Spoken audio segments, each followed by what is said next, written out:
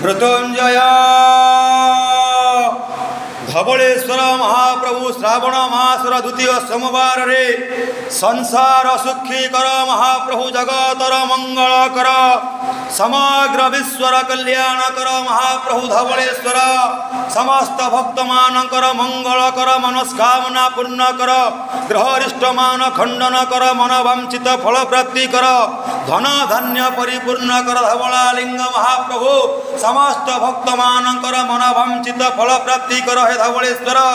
निसंतान को संतान प्रदान कर धवलेश्वर रोगिणा को रोग मुक्ति कर तुम चरण रे जी जहाँ मानसिक पूर्ण कर हे धवलालिंग महाप्रभु ओम त्र्यंबकं यजामहे सुगंधिं पुष्टिवर्धनम् उर्वारुकं निपबन्धनानि मरुतरमुखी यमामृतात् प्रभु चरणारविंदरे हे दीपं समर्पयामि नमो।